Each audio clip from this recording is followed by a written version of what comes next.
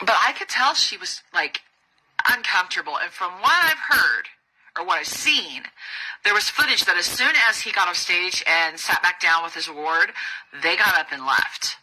Like they didn't even stay the rest of the show. Now maybe they had somewhere to go, but they got out of there and Beyonce was like looking down, so her like cowboy hat was like over her face so you couldn't see her. And I bet he got her 2 cents last night. I agree, Beyonce is shy, and we rarely see Beyonce talking or clapping back, And what do you expect from a girl who got hooked up to Jay-Z when she was just 16 or 17 or something in between, That's what happens. He's got a grip on her and he controls her. He controls Beyonce. So let's take a look at another video of people who are kind of cheering Jay-Z for calling out the Grammys for being racist. And even Kelly Rowland, Beyonce's companion in Destiny's Child, is also talking and throwing praises on Jay-Z. Let's go.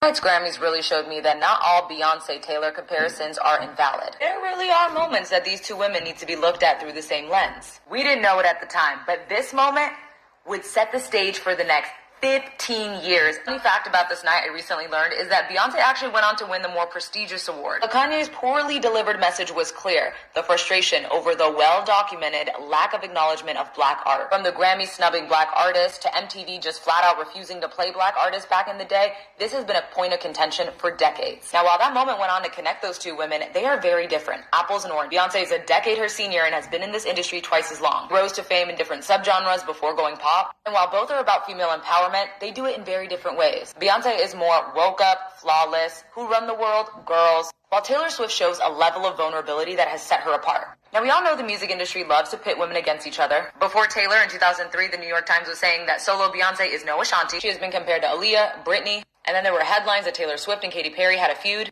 Now, despite all the comparisons, Beyonce and Taylor have shown an outpouring of love for one another. These women are exceptional and have broken countless records. Beyonce has the most Grammys of all time. Taylor Swift has the highest grossing tour of all time. Because these women are in a league of their own as artists, unfortunately that means they're going to get compared. And mainly they get compared because of one glaring difference: race, which unfortunately plays a huge role in the music industry and in greater society. As women, they both deal with sexism in their respective lanes, but only one deals with racism, implicitly and overtly. Now, Beyonce has never shied away from her blackness. But in the mid-2010s, in the midst of growing divisions and racial unrest, she spoke out against police brutality and racism. This led to backlash and outrage from conservatives in the police union that called for her tour to be boycotted. There was even that hilarious SNL skit, The Day Beyonce Turned Black. But Taylor around this time remained silent. Despite being a self-proclaimed feminist and speaking out against the sexism that she faces, she never endorsed Hillary Clinton, something that she says today she regrets. At this time, there was growing criticism about her being apolitical. A few years later, she eventually spoke out against Trump, and in a 2021 interview, she told Vanity Fair, "As a country musician, I was always told it's better to stay out of politics. The Trump presidency forced me to lean in and educate myself." She went on to say she saw back in the day how the Dixie Chicks got canceled after they spoke out against President Bush,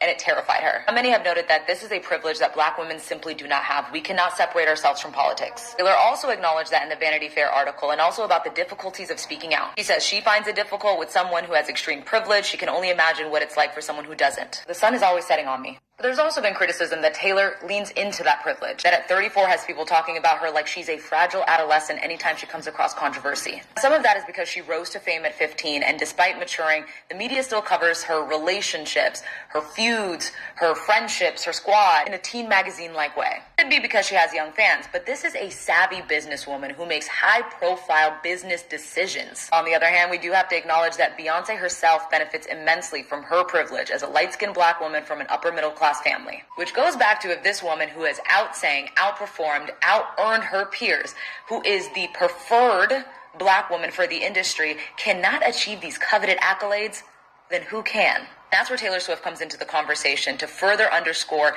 the institutional disadvantages that black artists face. And as an exceptional artist, she can win Album of the Year 4 times, but Beyonce has yet to. In fact, in the history of the Grammys, only 11 black artists have won that award. Beyonce lost to Beck, Harry Styles, and Adele. Now, Adele herself that year acknowledged that Beyonce should have gotten it.